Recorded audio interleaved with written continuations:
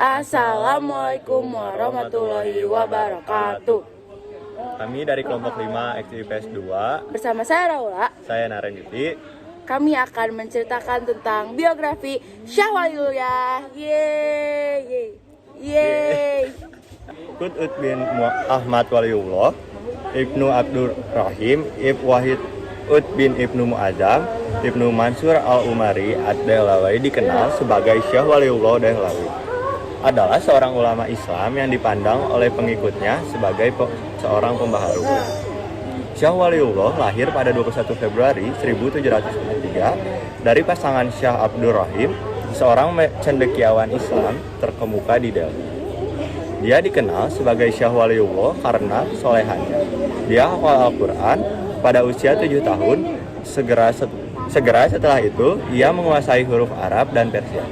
Ia menikah pada usia 14 tahun. Pada usia 16 tahun, ia telah menyelesaikan kurikulum standar hukum Hanafi, teologi geometri, aritmatika, dan logi pekerjaan mufasir.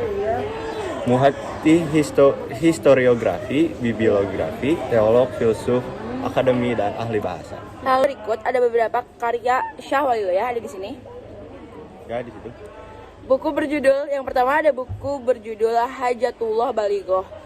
Disediakan sebagai alternatif kepada mereka yang tidak mempunyai masa yang cukup untuk membaca kitab asal Hujjatullah sebagai khulasa untuk memahami poin penting kitab tersebut. Yang kedua ada buku berjudul Fuyun Al-Haramain. Isi buku Fuyun Al-Haramain mengenai ilmu hakikat dan behaviorism. Buku Fuyun Al-Haramain merupakan karya Syah Waliullah. Oke, selanjutnya ada pengaruh Syah Waliullah. Siapa itu Syah Waliullah dan apa pengaruhnya dalam Islam? Syah Waliullah Al-Dahlawi merupakan salah satu pembaharu Islam yang hidup pada masa kemunduran Imperium Mughal. Syah Waliullah merupakan keturunan Syah Abdur Rahim yang notabene seorang sufi dan teolog dengan reputasi besar. Dan apa pengaruh Syah Waliullah terhadap Islam? Ini dia.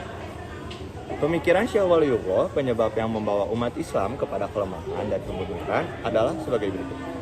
Terjadinya perubahan sistem pemerintah Islam dan sistem kekhalifahan menjadi sistem kerajaan. Sistem demokrasi yang ada dalam kekhalifahan diganti dengan sistem monarki absolut. Ada penanaman nilai untuk kehidupan. Tidak merasa hebat, sombong, atau takabur, mensyukuri segala pemberian Allah Subhanahu wa Ta'ala seperti nafas, anggota tubuh, makanan, dan hal lainnya. Yakin bahwa segala hal yang di dunia terjadi karena Allah, yakin bahwa hanya Allah yang mampu membolak-balikan hati manusia. Begitulah penanaman nilai untuk kehidupan dari kisah Syah Waliullah. Oke, untuk selanjutnya ada biografi Muhammad bin Abdul Wahab. Syekh Muhammad bin Abdul Wahab adalah seorang ulama yang berusaha membangkitkan kembali dakwah tauhid dalam masyarakat dan cara beragama sesuai dengan tuntunan Rasulullah dan para sahabat. Para pendukung gerakan ini menolak disebut Wahabi karena pada dasarnya ajaran Syekh Muhammad bin Abdul Wahab adalah ajaran Nabi Muhammad, bukan ajaran tersendiri. Karenanya, mereka lebih memilih untuk menyebut diri mereka sebagai Salafiyun atau mengikuti jejak generasi Salaf, atau Muwahhidun yang berarti mengesahkan Allah. Syekh Muhammad bin Abdul Wahab dilahirkan pada tahun 1115 Hijriah atau 1701 Masehi di Kampung Uyainah, lebih kurang 70 km arah barat laut kota Riyadh, ibu kota Arab Saudi. Sekarang dia tumbuh dan dibesarkan dalam kalangan keluarga terpelajar. Ayahnya adalah seorang tokoh agama di lingkungannya, sedangkan kakak laki-lakinya adalah seorang kadi. Sumber rujukan di mana masyarakat Najd menanyakan segala sesuatu masalah yang bersangkutan dengan agama. Selanjutnya ada karya-karya Muhammad bin Abdul Wahab. Abdul Wahab dikenal sebagai orang yang sangat produktif untuk menulis. Bahkan ia bisa menulis hingga puluhan halaman dalam satu kali duduk. Karya-karyanya di antara lain adalah sebagai berikut. Yang pertama ada Kitabut Tauhid, yang kedua ada Ushul Salasoh, yang ketiga ada Kasfu Asy-Syahadat, dan yang terakhir ada Al-Qalwa Al-Arba. Selanjutnya adalah pengaruh Muhammad bin Abdul Wahab. Muhammad bin Abdul Wahab At-Tami'i adalah seorang ulama Islam, pemimpin agama, pembaharu aktivis, dan teolog dari Najd di Arabia Tengah.